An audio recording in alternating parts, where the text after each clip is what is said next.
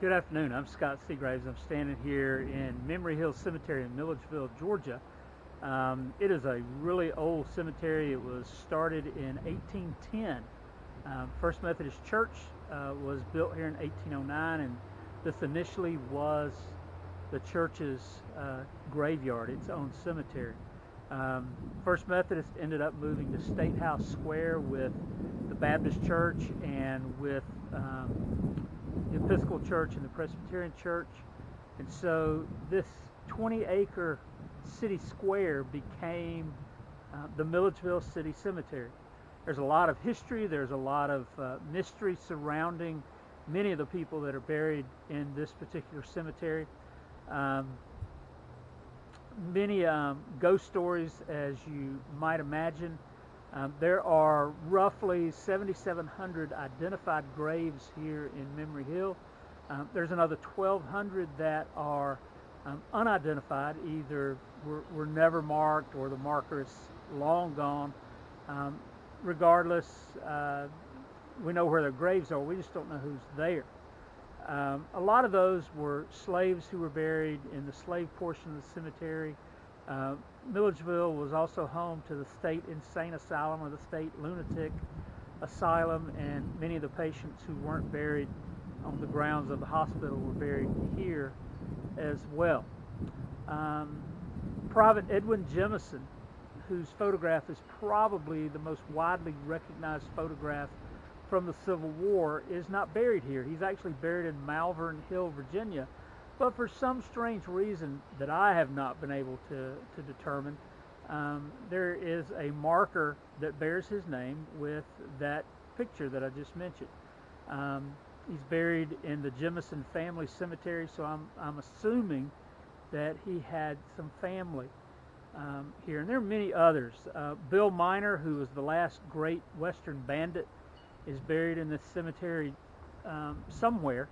I can tell you that if you look just over my left shoulder, there's a marker back up in the trees that bears his name, but we really don't think he's buried there. His grave has been lost to time. Also over my left shoulder, you might be able to see the black wrought iron gate.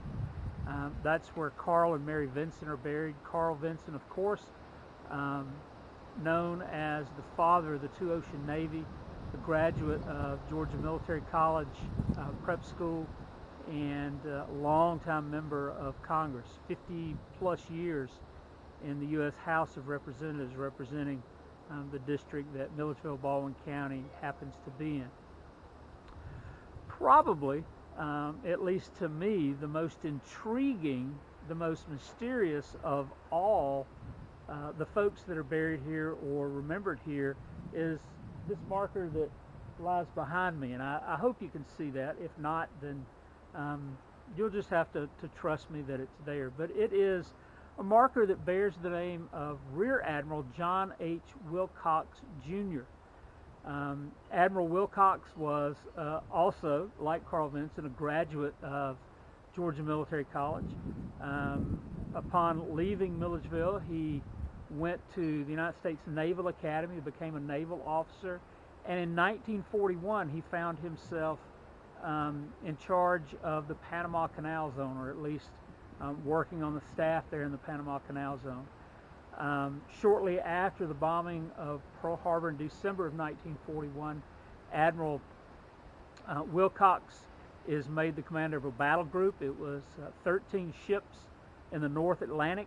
His flagship was known as the USS Washington. It was a battleship. The Wasp was really the only other capital ship that was there. It was an aircraft carrier. And on the morning of March the 27th, 1942, in the North Atlantic, of course, the seas were rough. It was cold. It was icy.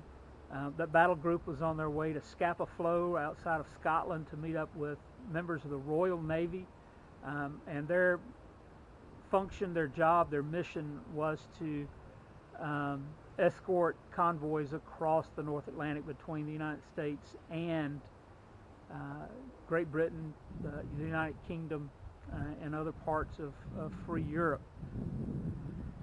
On that morning, about 10:30, one of the most chilling things that can be said aboard a naval vessel was said, and that was "man overboard." A person was noted as being in the water, struggling to remain afloat. Two different ships, the Tuscaloosa and the Livermore, actually made contact with the person but were unable to rescue him, and it was later reported that his body was seen floating face down in the water, and they were unable to recover that body. Now the question became, who was it? Well, the captain of the ship ordered a muster call, and every department mustered their sailors. Every sailor was accounted for. Some 2,000 sailors were accounted for. The admiral's staff was accounted for. Everybody's accounted for. They did it again. Same results. Everyone's accounted for. The captain goes to the admiral's cabin to report what's going on.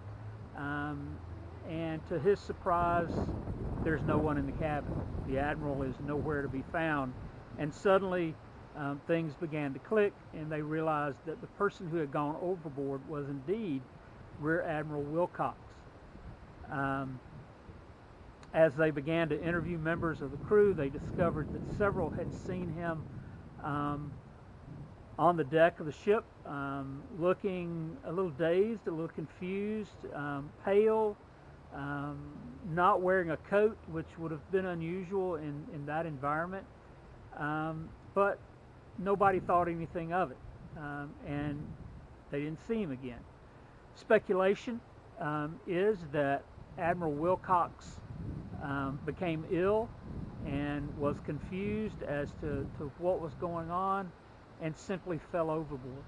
Others speculate that he became seasick, and as he was retching over the railing, he went to an area that was not roped off and fell in. Still others speculate that he actually suffered a heart attack.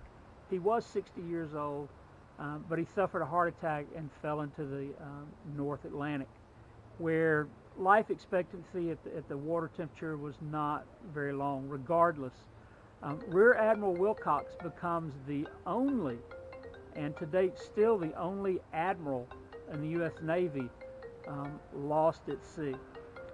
That's just one of the neat things about Memory Hill Cemetery, about this area. As you stroll through the grounds, you see the names of Milledgeville's oldest families. You see former legislators who served here when Milledgeville was the capital of Georgia. You actually learn quite a bit. Flannery O'Connor is buried just across the street from the Baptist Church, of course, one of Georgia's greatest authors. Susan Myrick, who was the technical advisor for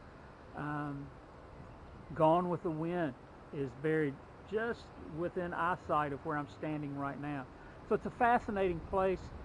Again, I wanted to share the story of Admiral Wilcox with you. It's a mystery that we think we know what happened, but we never will, because that mystery died with Admiral Wilcox.